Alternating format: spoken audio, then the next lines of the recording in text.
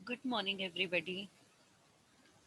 Macro economics का एक बहुत इम्पॉर्टेंट टॉपिक है, theory of income and employment. National income के बाद सबसे ज़्यादा वेटेज है इसकी, और आगे चल के आपको ग्रेजुएशन में भी ये टॉपिक बहुत काम आएगा। इवन जब आप बात करेंगे कभी भी गवर्नमेंट बजट की, या आप बात करेंगे इकोनॉमी में इन्फ्लेशन है, स्टेबिलिटी कैसे आए, बिजनेस साइकिल्स की, इसकी अंडरस्टैंडिंग के बिना आपको कुछ भी समझ में नहीं आएगा। तो मैं लगभग 7-8 वीडियोस में कन्वर्ट करके इसको छोटे छोटे टॉपिक में कोशिश करूंगी कि आप लोगों के साथ पूरा शेयर कर सकूं। Let start. It is a theory जो जेएम कीन्स ने दी थी। पहले हम इस पूरी थ्योरी का थोड़ा सा हिस्ट्री जान लेते हैं, फिर हमें समझने में थोड़ी आसानी होगी।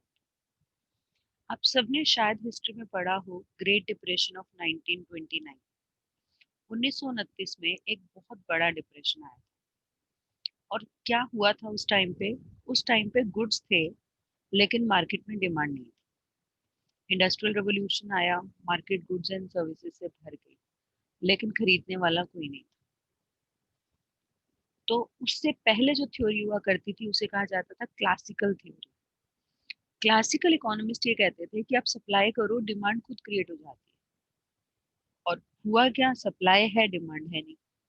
तो ऐसे में वो थ्योरी फेल हो। 1929 में थ्योरी फेल हुई। 7 साल तक स्टडी किया जॉन मरियट कीन्स ने सिचुएशन को, कि क्या हुआ, कैसे हुआ, क्यों हुआ। और 1936 में जेएम कीन्स की बुक मार्केट में आई, जिसका नाम था theory of income and employment.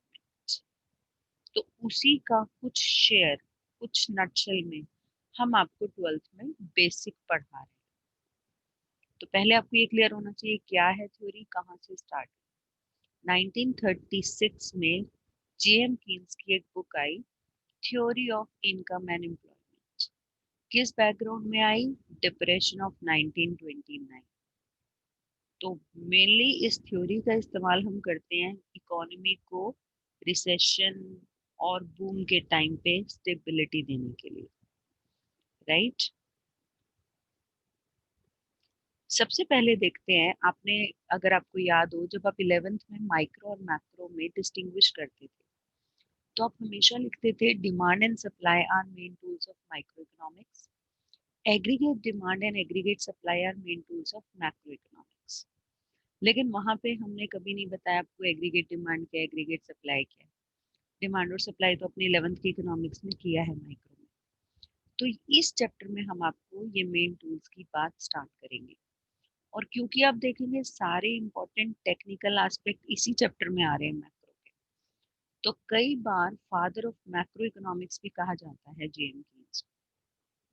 ऐसे क्वेश्चन सीबीएसई में नहीं आते, लेकिन एंट्रेंस एग्जाम्स में बहुत आते हैं। हम लोग बात करते हैं एग्रीगेट डिमांड की। अब आज की मैं इस वीडियो में एग्रीगेट डिमांड और एग्रीगेट सप्लाई को ही इंट्रोड्यूस करूंगी फिलहाल आपके साथ। एग्रीगेट डिमांड क्या है? देखो, एग्रीगेट का मीनिंग होता है समेशन। जो आप स्टैटिस्टिक्स में समेशन का साइन लगाते हैं ना, हम उसे मैक्रो में बोलते हैं aggregate. Aggregate means sum total, सबका मिला के।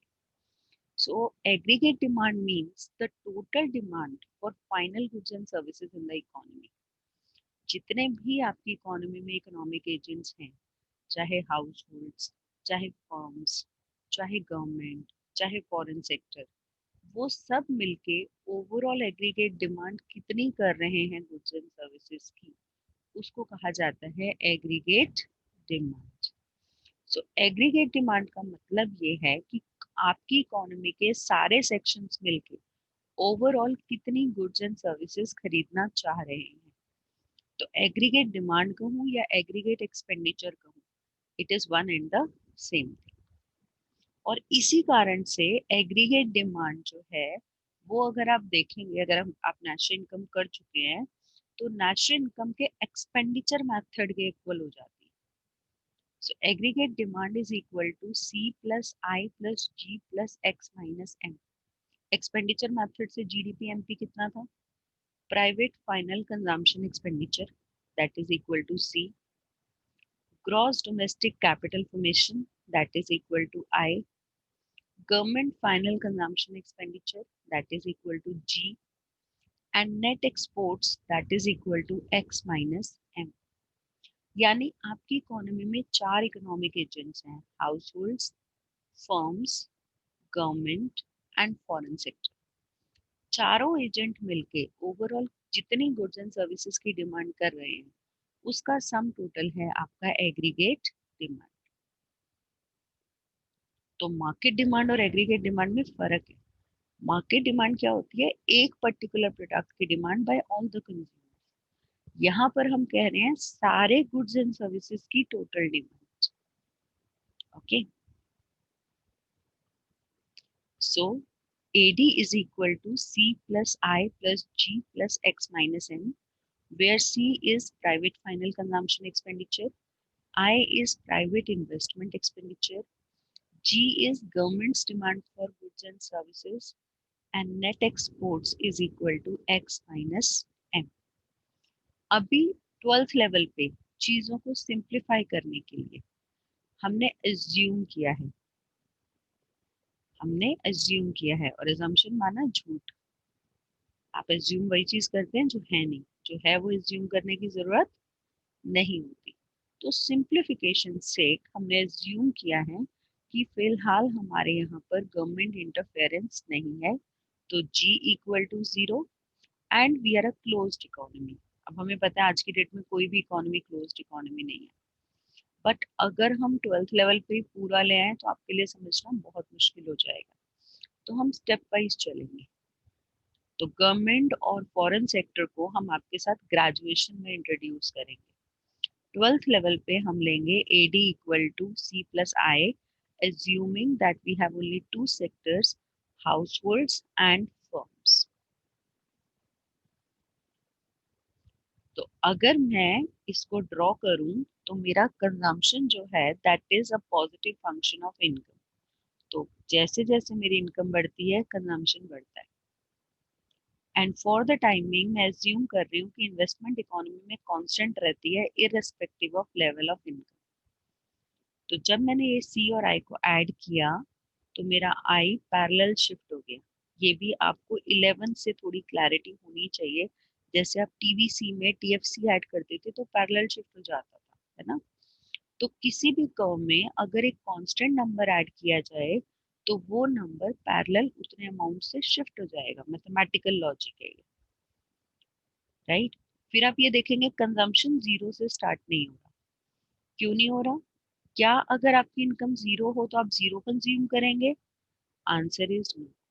तो even at zero level of income कुछ तो कंजम्पशन होगी, चाहे वो बोरो करके हो, चाहे बैक करके हो, चाहे स्टील करके हो। तो ये ब्यूटीफुल टर्म केन्स ने यूज की, a man will either beg, borrow or steal, but he must consume something in order to survive.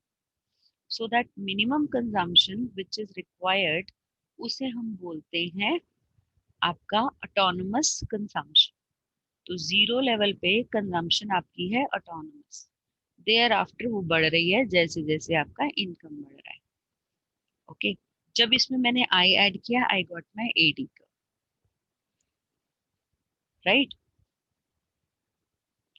Aggregate supply क्या है? Aggregate supply means total supply of all the goods and services, all the final goods and services by all the economic agents. यानी कि आपकी firms, आपके households, आपकी government, आपका foreign sector, सब मिलके ओवरऑल कितनी सप्लाई कर रहे हैं। टू सेक्टर इकोनॉमी में it is equal to C plus S।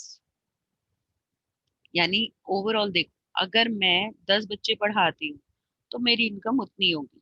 अगर मैं 40 बच्चे पढ़ाती हूँ अकॉर्डिंगली होगी, 200 बच्चे पढ़ाती हूँ अकॉर्डिंगली होगी। तो इसका मतलब मैं जितनी ज्यादा सप्लाई करूंगी मेरी इनकम उतनी ज्यादा होगी। तो aggregate supply is nothing but national income. वो आपको गुड्स एंड सर्विसेज के पर्सपेक्टिव में दिख रही है सप्लाई, लेकिन जब जिसने सप्लाई की है उसको उससे होगी क्या? इनकम। तो it is income by your, this is national income by income method. So this is equal to C plus S. और इसीलिए aggregate supply is equal to national income. National income की डेफिनेशन आप क्या पढ़ते थे? National income means supply of all the final goods and services in an economy in a financial year. उसी को मैं एग्रीगेट सप्लाई कह रही हूँ। तो aggregate supply is nothing but national income. Okay. और केन्स ने ये कहा, देखो केन्स से पहले जो क्लासिकल थे उन्होंने कहा था supply creates its own demand. Keynes ने कहा no, demand creates its own supply. अगर मैं पढ़ाने को तैयार हूँ तो जरूरी नहीं है पढ़ने वाले बच्चे मिलेंगे। कितने लोग बेरोजगार घूम रहे हैं, वो काम करने को तैयार है लेकिन काम नहीं मिलता। लेकिन आप ट्यूटर ढूंढोगे तो ट्यूटर मिल जाएगा। तो मार्केट जो है वो कंज्यूमर ओरिएंटेड है, प्रोड्यूसर ओरिएंटेड नहीं है। कंज्यूमर अगर भूखे बच्चे मर रहे हैं मरने दे और पेडिग्री डिमांड करे तो मार्केट पेडिग्री बनाती है। तो मार्केट कंज्यूमर ओरिएंटेड होकर चल रही है, मार्केट प्रोड्यूसर ओरिएंटेड होकर नहीं चल रही।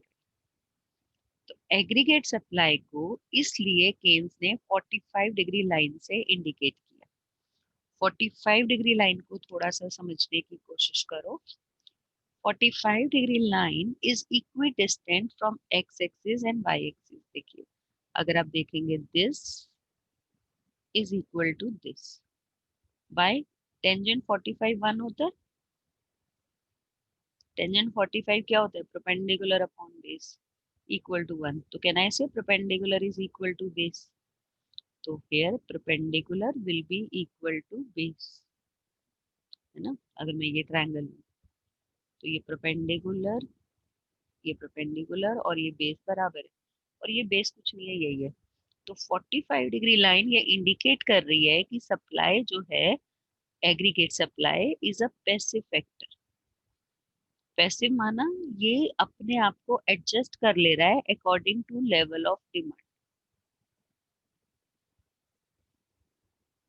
तो इससे एक बात आपको और भी समझ आनी चाहिए कि ये थ्योरी डेवलप्ड कंट्रीज के लिए है, डेवलपिंग के लिए नहीं। क्यों? क्योंकि डेवलपिंग कंट्रीज में सप्लाई साइड पे प्रॉब्लम है, डिमांड साइड पे नहीं है। हमारे यहाँ डिमांड बहुत है, सप्लाई नहीं है। उनके यहाँ सप्लाई तो है लेकिन पॉपुलेशन कम है, तो डिमांड साइड पे प्रॉब्लम है।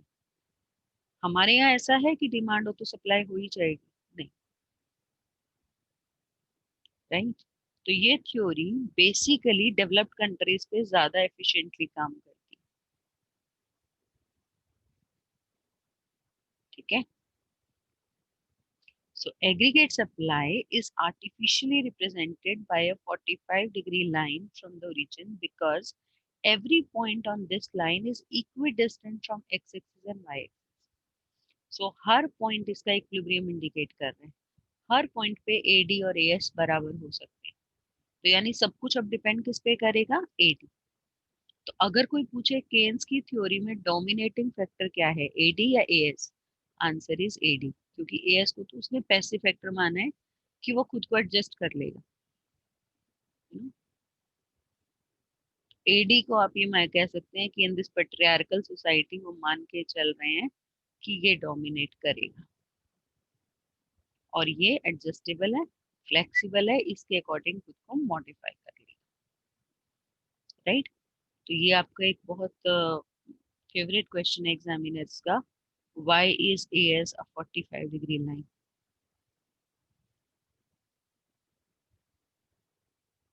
Okay, so AS is a 45-degree line because a 45-degree line is equidistant from x-axis and y-axis at all points, which implies that aggregate supply adjusts itself according to the level of demand.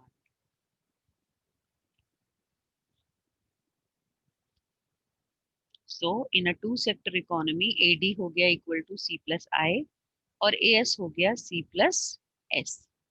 तो actually अब इस पूरे chapter में अगर आप देखेंगे, first chapter जिसे हम लेते हैं, जिसे हम कहते हैं बेसिक कॉन्सेप्ट, हम फंक्शंस की बात करेंगे। तो यहाँ पे मैं आपको AD AS और 4 कॉन्सेप्ट्स करा के ये वीडियो में फाइंड अप करूंगी। और अगली वीडियो में फिर मैं आपके साथ 3 फंक्शन शेयर करूंगी, consumption function, saving function and investment function, right?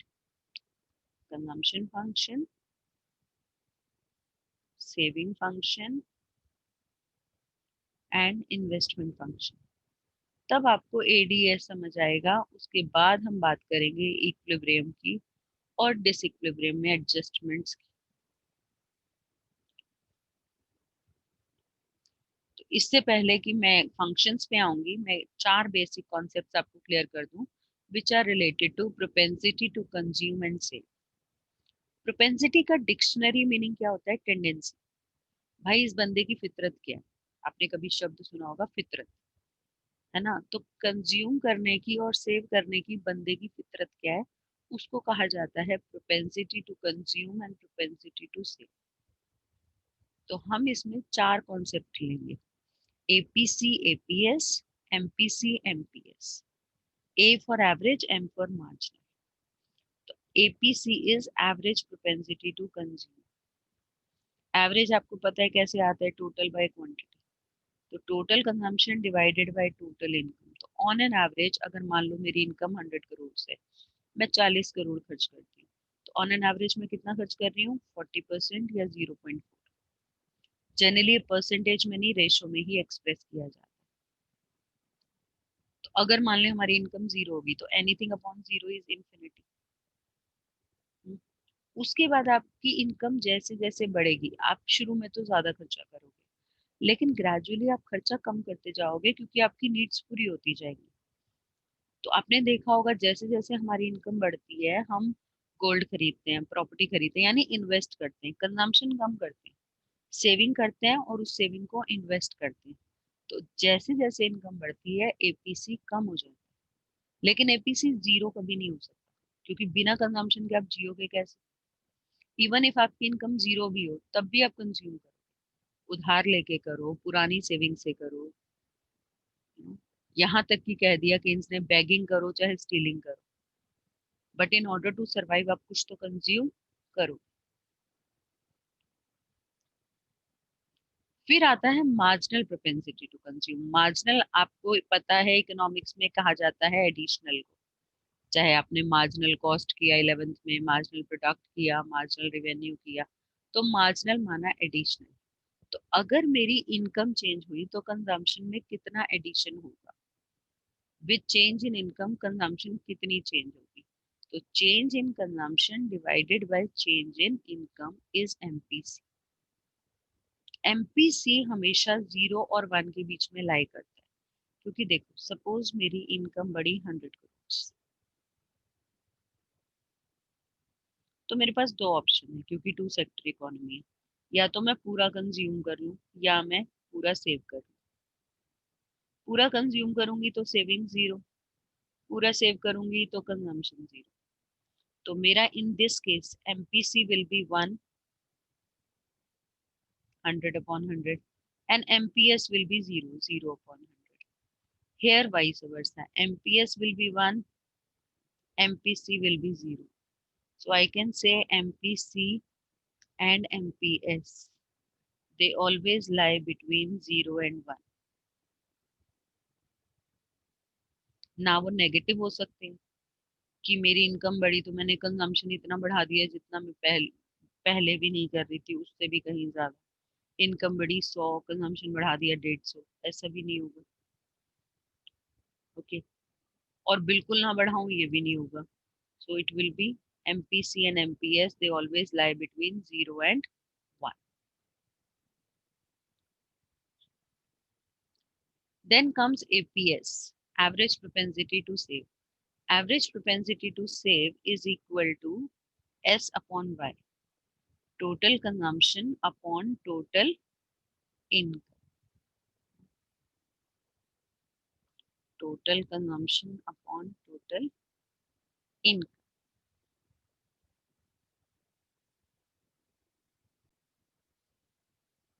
तो total saving upon total income is की ऑन एन एवरेज मैं कितना सेव कर रहा हूँ। अगर मेरी इनकम 100 करोड़ है, मैं 60 करोड़ सेव करती हूँ, तो मेरा एपीएस हो गया इक्वल टू 60/100। जब मैं बोल रही हूँ I mean Indian economy, I am talking of macro. When I'm saying मैं, I don't mean an individual. No. Features of APS. APS negative हो सकता है। शुरू में जब आपकी इनकम बहुत कम है, आप उधार लेके सरवाइव कर रहे हैं लाइफ, तो एपीएस कैसा होगा? नेगेटिव। और एपीएस जैसे जैसे इनकम बढ़ती है एपीएस कम होता है, एपीएस बढ़ता है, एपीसी कम होता है और एपीएस बढ़ता है। अमीर लोग ज्यादा सेविंग करते हैं। एक लेवल के बाद कितना कंज्यूम करोगे, कितना रोज बाहर खाओगे, कितना शॉपिंग करोगे, you start saving. APS negative कब होता है? जब सी इज मोर देन वाई, आपकी कंजम्पशन ज्यादा है इनकम से, तो यानी आप नेगेटिव सेविंग कर रहे हो। जितनी इनकम है सब कंज्यूम कर लिया, तो एपीएस जीरो। जब कंजम्पशन इनकम से कम हो तब जाके एपीएस पॉजिटिव होता है। तो एपीएस तीनों वैल्यू ले सकता है, नेगेटिव भी, जीरो भी, positive. Then comes MPS. MPS क्या है कि अगर आपकी इनकम चेंज हुई तो आपने सेविंग कितना चेंज किया। तो it is the ratio of change in saving to change in income. MPS slope है सेविंग कर्व का। जब हम मैं अभी आपको नेक्स्ट वीडियो में एक्सप्लेन करूंगी consumption function and saving function. तो कंजम्पशन फंक्शन का स्लोप होता है एमपीसी और सेविंग फंक्शन का स्लोप होता है एमपीएस।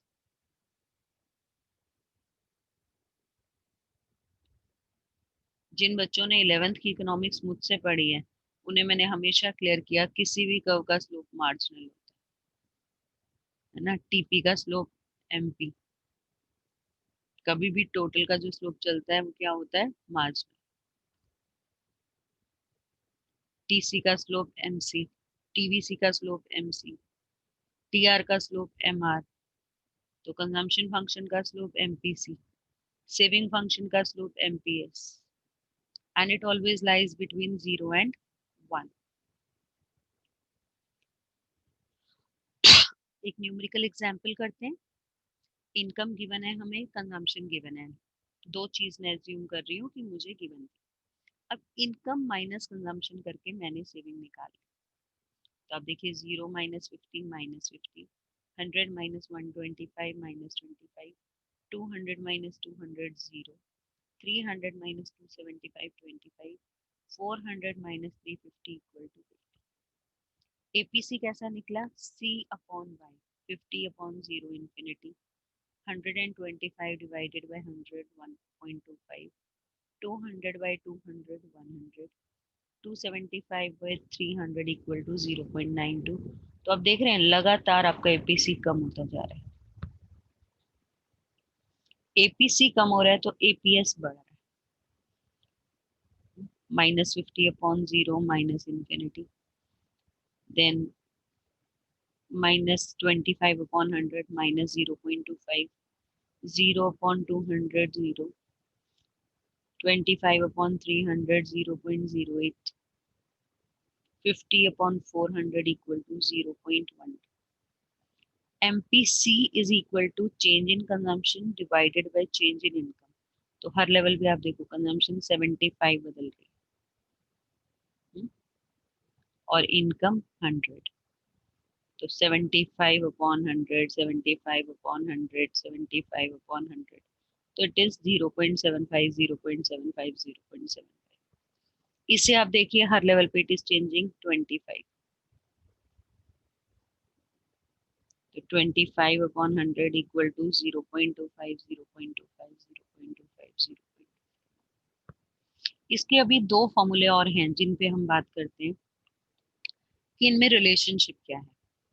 अगर हमारी इनकम चेंज हुई तो या तो मैं कंजम्पशन चेंज करूंगी या सेविंग। तो I can say delta Y is equal to delta C upon delta S. क्योंकि अगर मेरी इनकम बढ़ी है तो या तो मैं इनकम बढ़ाऊंगी या फिर saving. Now dividing both sides by delta Y, तो डेल्टा वाई से डेल्टा वाई कट गया, came out to be 1। This is equal to MPC, this is equal to MPS। तो पूरे में मैं चाहती तो ये फॉर्मूला भी लगा देती कि 1 minus 0.75 equal to 0.25 because their sum total is 1. MPC plus MPS is equal to 1. तो मेरे 3 फॉर्मूले हो गए. MPC plus MPS equal to 1, MPS equal to 1 upon MPS is equal to 1 minus MPC, and MPC is equal to 1 minus MPS. Right? Similarly, अगर मुझे prove करना होता relationship APC APS का, तो आई कुड से इनकम है जो भी मेरी, या तो मैं उसे कंज्यूम करूंगी या से dividing both sides bye y. ये हम मैथमेटिकली कर सकते हैं. LHS और RHS को सेम नंबर से डिवाइड या मल्टीप्लाई करने से कोई फर्क नहीं पड़ता. So 1 is equal to APC plus APS. तो फिर हमारे 3 फॉर्मूले हो गए. 1 minus APC equal to APS, 1 minus APS is equal to APC. Right?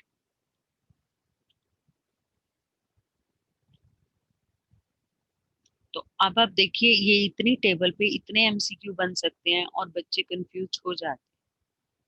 अब APC की वैल्यू माइनस में नहीं हो सकती. आप कंज्यूम नेगेटिव नहीं कर सकते, आप सेव नेगेटिव कर सकते.